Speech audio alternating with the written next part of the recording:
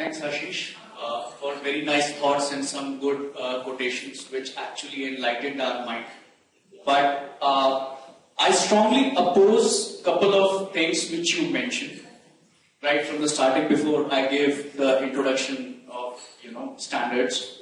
Fools ignore complexity. Standards are imposed and frameworks are adopted. In the name of audit, we just do paperwork. Process definition phase, once it gets over, we don't need to worry about the process, or we need to worry from the perspective that we have to start building the process again. And standard is supposed to be the industry best practices. And the last point which you mentioned is very important. Every standard has a good intention. The challenge is how that is being implemented, which actually justifies my intention of this discussion. Standard is a published document that contains a technical specification or other precise criteria designed to be used consistently as a rule, guideline, or definition. All standards take the form of either specification, methods, vocabs, codes, practices, or guides. I'll not just go through all these points. Just want to mention a couple of things over here. Standards are designed for voluntary use and do not impose any regulations. However, laws and regulations may refer to certain standards and make compliance with them compulsory. For example, the physical characteristics and formats of the credit card is set out in standard number, which is PSE and ISO IEC 7810:1996. Adhering to this standard means that the credit cards can be used worldwide. What we infer from this? Standards is used to make this industry run in a disciplined manner. Things are there, processes are running. I am not denying that fact. I am not denying the importance of processes because they are actually, things which are being followed and based upon which the IT gains are actually incurred in the organizations. But the point is, who is making sure that those processes are being followed on a daily basis to ensure that we get good returns out of it? Just because standards are too much complex, we will try to escape from implementing those standards. Just because we do not follow the standard practices and in the name of certification, we just do the paperwork, we forget the importance of standards. I beg to differ on that completely, sir. We are talking about whether standards are better or efficient than framework or not. We are not talking about if something is good, I am using it or not. My physics lecturer is very good, but I am not studying physics in his class, rather I am chatting with my friend. Doesn't mean that the lecturer is better. No, it's not. That's what my point is. We are mature people. In an industry, we are running to ensure that we take the results out of the standards which are made, make our industry disciplined, and ensure that whatever standards which are being followed as on day to day, the processes are being followed on a regular basis to ensure the results. A process, he mentioned, a process when it flaws or it stops, nothing has to be done. There is no other option left for us other than redefining that process. No. Every process or every framework which is defined for that particular process has a scope of service improvement. We have a continuous service improvement plan based upon which we can harp upon those processes.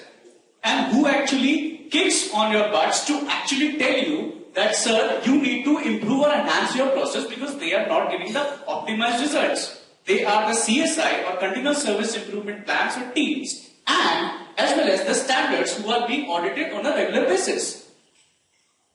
The other point which is made is that you are just doing the paperwork in terms of audit. It is not always the case. And I can give you a live scenario. If, like he mentioned about the Indian industries, I would like to talk about the Indian industries only. If an audit is going to be taking place in next 6 months, there is a plan.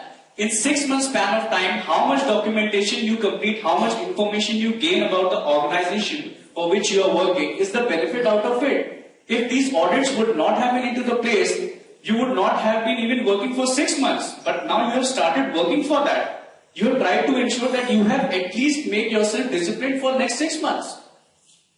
So where is the objective of standards not being efficient coming up? We cannot completely deny the importance of standards just saying that, okay, the processes are made, things are being followed. Who is actually governing them?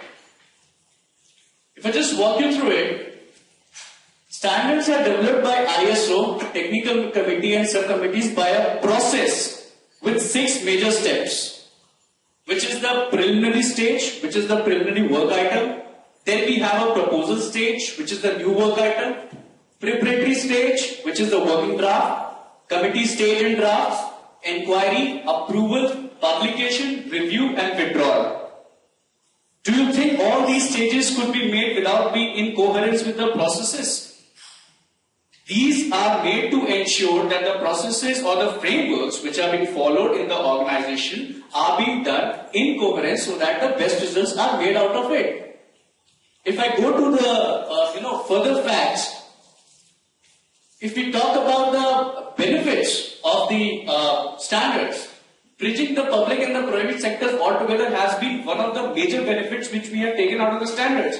Is there any process, is there any framework which has bridged a gap between the private and the public sectors in any economy in the world? No, standards have done that and we have evidence for that as well. ISO structure with one member institute per country bridges the gap between the public and private sectors and facilitates the exchange of information between regulators and businesses. In most of the countries, the member institute is a governmental entity, whereas in other countries, member institute is a private entity. What has ISO done? He has or they have standardized certain processes or certain disciplines which needs to be followed irrespective of whether you are a public sector or private sector. As far as processes are concerned, my dear friend mentioned that processes are flexible enough. If standards are too rigid, then don't you think processes are too flexible to be customized? You come up with a process and you say, okay, this is incident management process or this is problem management. I'll give you an example, a typical example. In one of my projects, I went for an audit to assess the maturity level of their processes. And they, in the incident management console, they had customized a tab. If you talk about Remedy, they had customized a tab and it was saying RCA. And a drop down was saying yes or no. So what they had done essentially was that in order to save the cost for buying another module for problem management from Remedy, they have customized the tab in incident management console and made the option of RCA done in that particular tab itself or in the console itself. So in the cost or in the justification of one process, they are utilizing 2 processes. Aren't they hitting the entity or the integrity of the ITL as a framework which is being implemented over there? Don't you think that they are actually not following that? Had this assessment would not have been done, they would have been doing incident and problem management in the name of incident management only. So if standards are rigid, they are rigid because processes are too much flexible. And if processes are not flexible and if processes would have been working in the disciplined way as they are designed in different frameworks, there would have been no need of having standards in place. But ladies and gentlemen, that is not the case. The standards are maintained to ensure that the processes are followed and the frameworks are maintained. Let me just give you some more examples.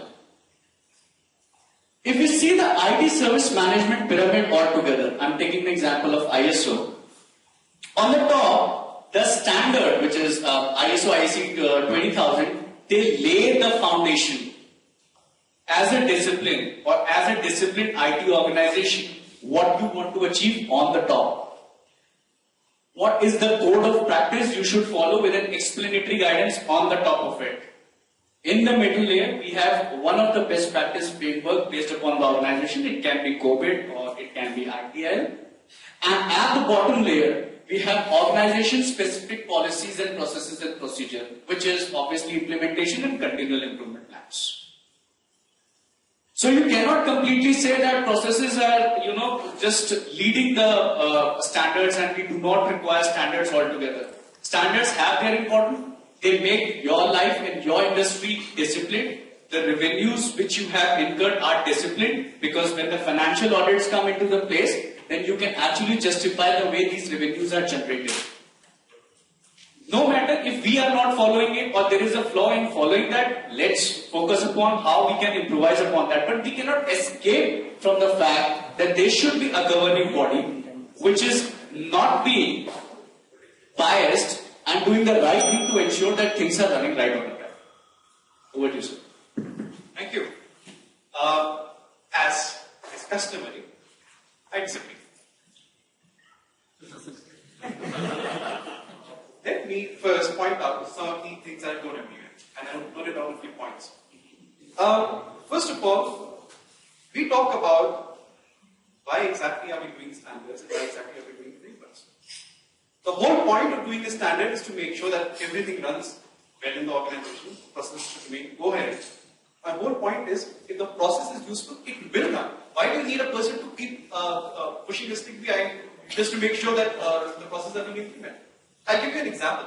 When you talk about an IT organization, in most cases, people will develop, people will code, and people know that as long as you need to deliver something nice to the end customer, you need to have enough level of testing done. But then what will the people are going to do in that case? They will just go and test it, check the test results and ensure that everything is done.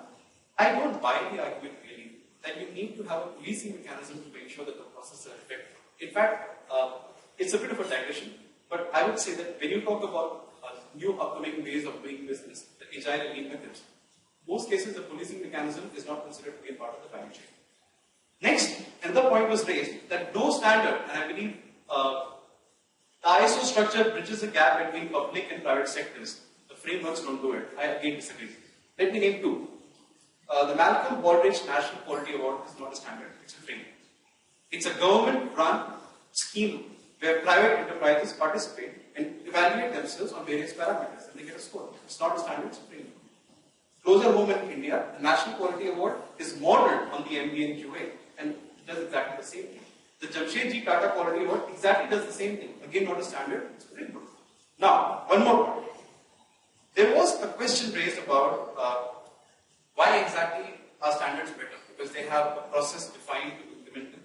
They have a process defined in which the standard itself is developed. And I again basically question the very fact. Why do you think quality systems in most companies are the most unreliable things in the world? Why do you think that most project managers come in and say that quality doesn't add value? Whenever there is a layoff, the first persons to be laid off are people from the quality department. It's a fact. That is because we insist on standards. It makes it simple as that, like this phrase, checklist heroes. You're done. And that is what the basic argument remains. One more point which you raised was about having the standards as differentiators of products.